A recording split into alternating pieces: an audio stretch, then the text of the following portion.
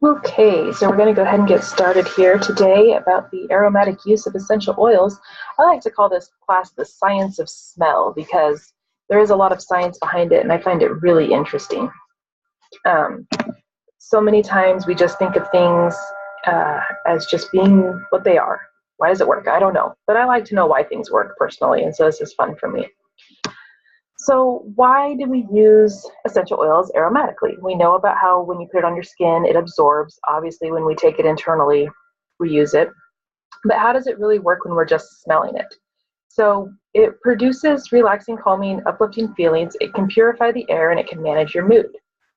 While there are many ways to enjoy essential oils, the use of essential oils through the air or aromatically is one of the most popular methods because it's easy and effective.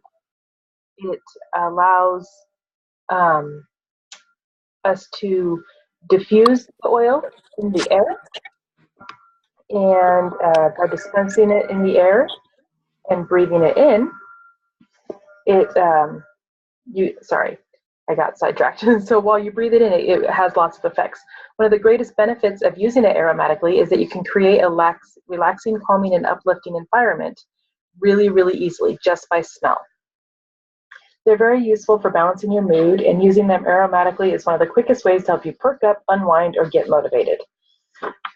So there's, for those of you that know me, I'm a history buff, and there is history to aromatherapy. It's important to point out that it's not a fad, it's not a trend, but it's been around for centuries. Aromatherapy has been popular since ancient times, like Rome, Egypt, Greece, India, and China. While aromatherapy was popular for things like religious ceremonies and rituals, these ancient people also used essential oils aromatically to alter and uplift their mood and atmosphere. Some of them are the same essential oils we use today. So here's where we're going to get into some of the sciencey part. I like facts. Facts are nice. So if you look here at this picture on your left, this is the limbic system, and this is just kind of the down and dirty. So when you smell something like a rose, it goes into your nasal cavity. You can see that your olfactory bulb is at the top of the nasal cavity there, and then that goes directly to the limbic system. Over on the right side is an actual picture of what the limbic system is. And it is kind of your fight or flight part of your body. So it can do emotions like fear, aggression, anger. It drives hunger and sex. It can be really good for memories. And anyone who deals with smells know that smells and memories can be very intensely related. You can smell something from your childhood and it just brings you right back. So the one that I really want to talk about is the amygdala, which is that little almond-shaped guy down there on the bottom, the purple one.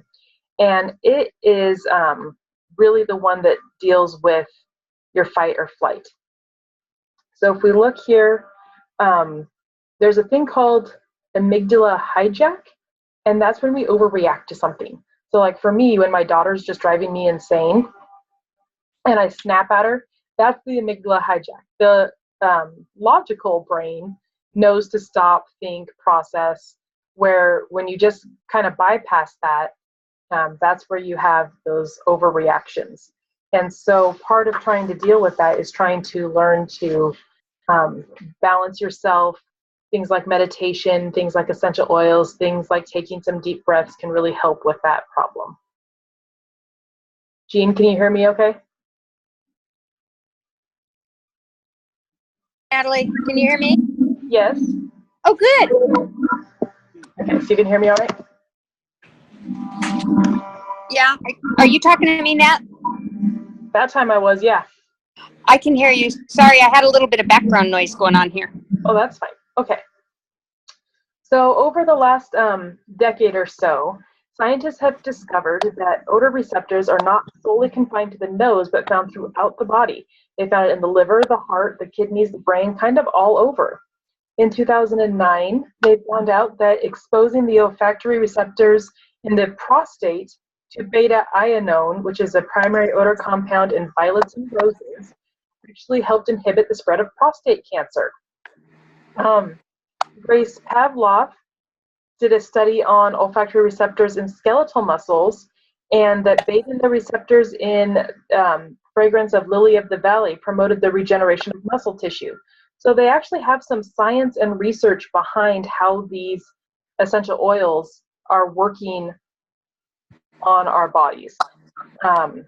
Not much was known about smell in particular and the olfactory system until the 1990s, which makes it very new and very relatively new. A lot of our doctors were already through medical school by the time this information came out. So it's new for them, and it's hard for them to kind of wrap their brains around. It's long been known to be relaxing, but the way aromatherapy actually works, people used to think it's just like a placebo effect, but now they actually have the science behind it. This link on the bottom, I know it won't link for you guys, but if you want to screenshot it and look it up, that's an article in the New York Times, and it talks about a Nobel Peace Prize made that was given out in the sense in smell in the 1990s, and just all this stuff they found out about it lately. It's very interesting to me. So here you have your essential oil properties. And when you kind of look at this wheel, you can kind of see what's going on. It's really small print, and I apologize for that. But whether you want to create a relaxing environment at home or energize feelings in your office, you can use essential oils to do that. So how exactly can it promote calming, relaxing, or uplifting feelings? The simple answer to that is that essential oils have a different chemical makeup that gives the oil a specific benefit. So each oil has its own specific makeup. It does different things. So while some essential oils contain chemical properties that are known to relax, others have chemical structures that make them invigorating. If we take a look at the chemical structures, then we can see how different oils work. So for example, if you look over at calming, and you can see that there's clary sage and lavender, and that they all have esters as their main compound. So they have these chemical properties to them that actually make it so that they do certain things in your bodies.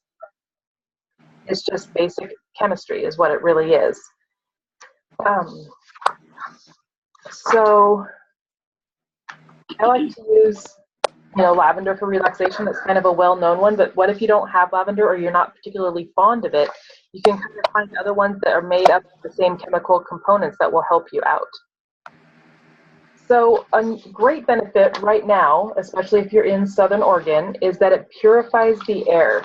And diffusing is the best way to use stuff aromatically, I believe, because it just gives you a nice constant dose, basically, of the essential oil. You can see here these particular oils are great for purifying the air: arborvitae, eucalyptus, juniper berry, melaleuca, thyme, and wild orange. Just as some essential oils have the chemical components that make them calming or uplifting, other essential oils have the chemical components that make them purifying. You can use these to get rid of unpleasant odors, promote against a pleasant aroma, and purify the air. So many of the air purifying agents that are on the market have so many toxins and harsh chemicals that they're actually bad for you. So they kind of do the opposite of purifying the air. So being able to use essential oils gives you a safe, natural way to do that. I love my diffusers. I have several of them going, and it's really smoky. It's really made a big difference, and it's really made a difference in our ability to breathe lately.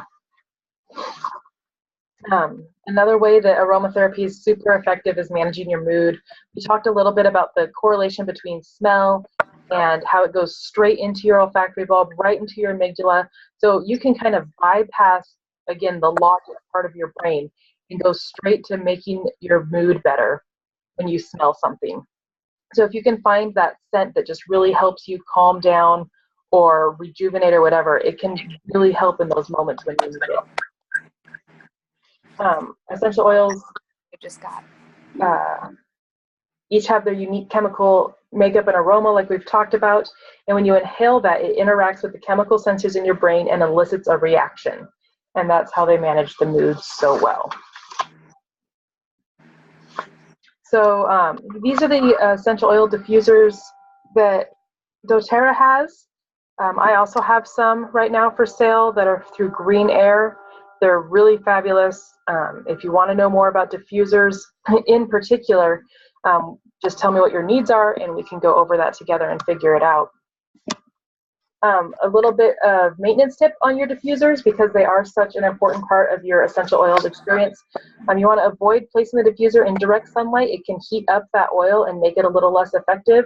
You, of course, always want to unplug it before cleaning.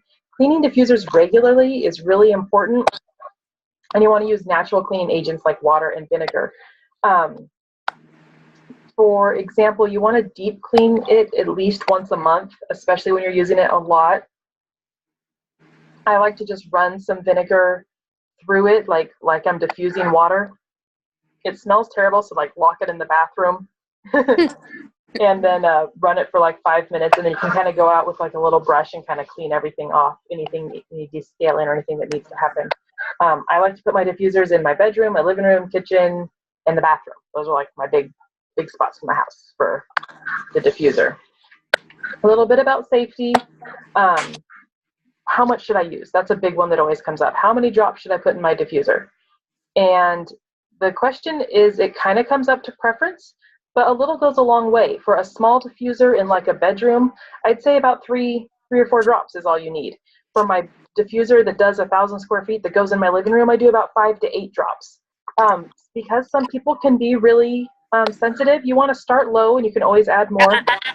I had a gal yesterday who got some Purify and some diffusers, and she put a bunch of Purify in 3 diffusers, and then she called me 2 hours later and said she had a headache. I'm like, well, you probably put a little too much in there. Scale it back a little bit, because these are really potent things. So just to be careful, moderation is always, always best. And then some people want to know about making their own blends. So first thing you need to do is you need to decide what kind of blend you're going for. Do you want to relax? Do you want to wake up? Do you need to uplift your mood? So choose a group of oils that can achieve your desired effect, and then kind of begin pairing them up. Smell the ones that give you the feeling you want. Sometimes the book says to use, this oil. It says to use, say, cypress, and I smell it and it's just not resonating with me that day. Maybe that's not the one I need that day. So kind of go through the different oils that it recommends and find the ones that resonate with you. And you can put almost any oil together. They're not like, what's the one, the baking soda and vinegar, that like starts bubbling. Like there's nothing like that's going to happen if you mix 2 oils together. They're all safe to use together. So it really just comes down to your personal preferences there. And by the way, if you want that wheel, if you go to doTERRA.com and you go to flyers up in their little section, you can print off that properties wheel.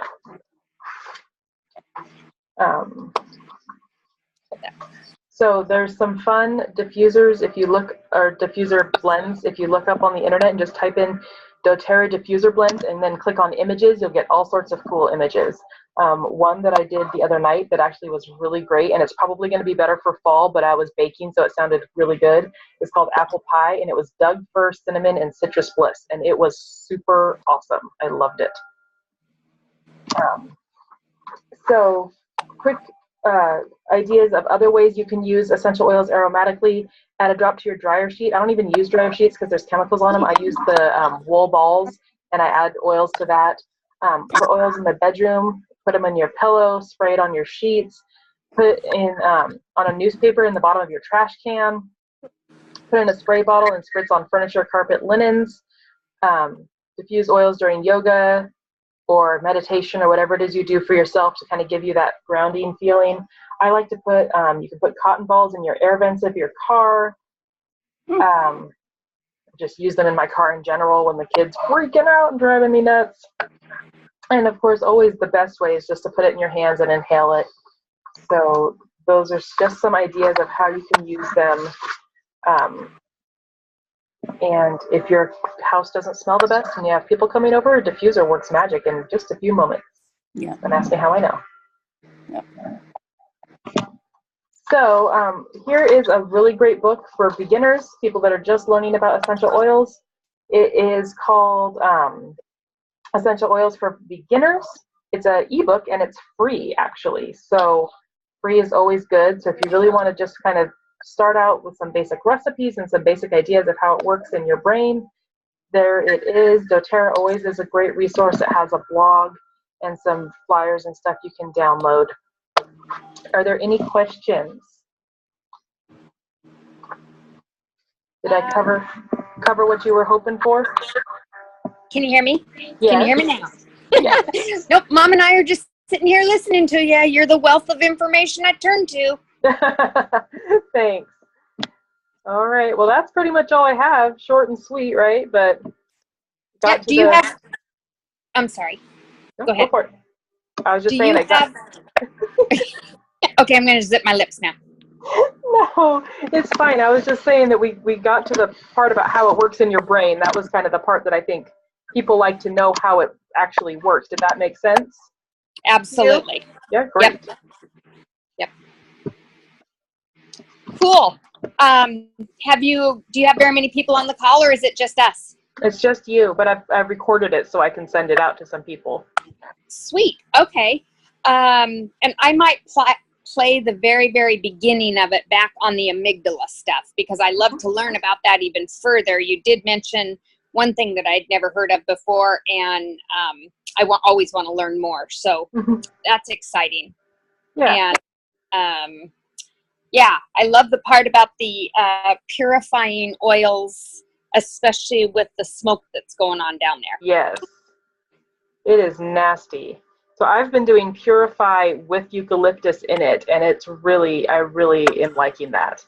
I like the smell. It helps with the respiratory component, and it's really extra purifying. So I love that. Now, let's see. I knew of somebody who had some smoke damage in her house, and she was diffusing Purify left and right. Yeah. And then any time that I cook a stinky dinner, say I bake up some fish, I will do Purify and lemon to get rid of the odors in my house. Yes, and Purify goes really well with any of the citrus oils, so that's a really great combo. Yep. And I just introduced Mom to bergamot today. Ooh, what did she think? Well, I actually put 3 drops of bergamot, and I said it wrong the first time, and 1 drop of basil in the diffuser. Yeah. And she thought it was a little strong, which probably is the basil. That's kind of an pretty acquired strong smell. Yeah, that's why it was only 1 drop, but it's one of my favorite blends. I'll have to try it. I've never tried those two together. You know how I feel about bergamot. I love it. Right. I haven't tried the basil with it. Yeah. It's nice. So, okay, sweet cheeks. Love ya. Okay, love you. Thanks for tuning in. Thank you for doing this, honey. Of course. Bye. Bye.